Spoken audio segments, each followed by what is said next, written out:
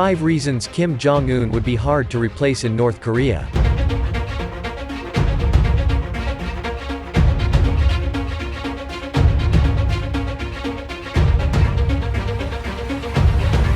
For 3 weeks in May 2020, the world speculated about the fate of Kim Jong-un, North Korea's supreme leader. Many believed he was dead, some say of either complications during surgery or of a heart attack. None of the rumors were true, however, and why Kim left the public eye is still up for popular debate among North Korea watchers. What everyone in the know can agree on, is, that North Korea without a Kim at the helm would certainly stumble and fall. Here's why.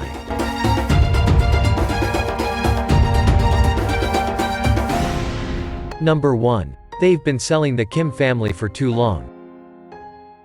According to North Korea's propaganda machine, Kim Il-sung, Kim Jong-un's grandfather and founder of North Korea, pretty much single-handedly fought the Japanese and repelled them from the Korean peninsula during World War II. Then he rebuilt North Korea after the disastrous Korean War, which North Korea definitely did not start. North Koreans see Kim Il-sung as so divine, they can't believe he poops. Even with his embalmed body lying in state eternally in Pyongyang, they angled it so no one can see the massive goiter on his neck. That hardly compares to Kim Jong-il, whose birth on Holy Mount Paektu was heralded with a double rainbow and a new star appearing in the sky. After spending their whole lives believing the demigod Kim's come down from an Asgard-like place and protect North Korea from evil America, would anyone believe that just any old bureaucrat like Cho Ryong-hae can do that? Do you even know who Cho Ryong-hae is?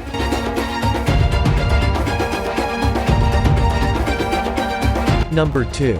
It's basically a monarchy. Kings get their power from God, who gives them a divine right to lead the country. Kims also get their power from gods, which also happen to be them. The Soviet Union, who considered its brand of communism the original communism, from which all communism should be replicated. Kim Il-sung didn't care for all that and decided to hand-pick his successor, his son Kim Jong-il, creating the first communist regime that also has a ruling family. The Kims have ruled the country for 3 generations, which makes their rule a dynasty. Unlike Stalin in the USSR, Kim Il-sung extended his personality cult to his family, clearing the path for this brand of communism that seems antithetical to the idea of communism.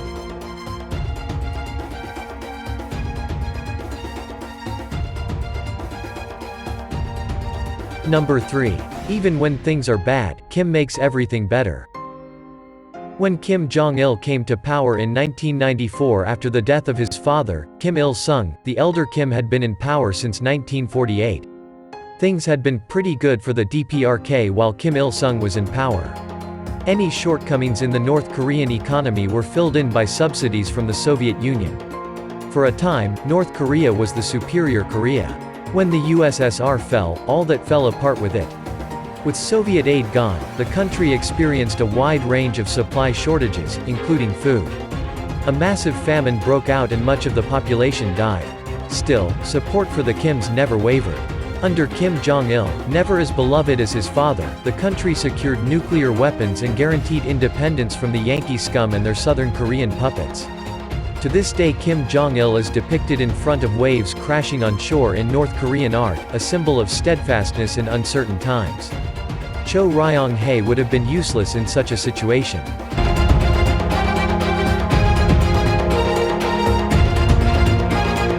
Number 4. Everything the world does only backs up their claims. Imagine being told the world was full of American bad guys who want to pound North Korea again like they did in the 1950s. You remember your grandfather's stories of the fighting. It sounds horrible. Then perhaps one summer your family gets to go visit Kaesong, near the demilitarized zone and actually tour the DMZ. You see firsthand the giant American and South Korean soldiers just staring across the border, waiting for their moment. If ever you doubt the Kims are truly divine or are the great leaders they claim to be, you simply have to go visit the International Friendship Museum to see all of the gifts the world has brought them for their patronage. There, you can also see all the historic world leaders that came to pay homage to the Kims, including other communist leaders and even American presidents.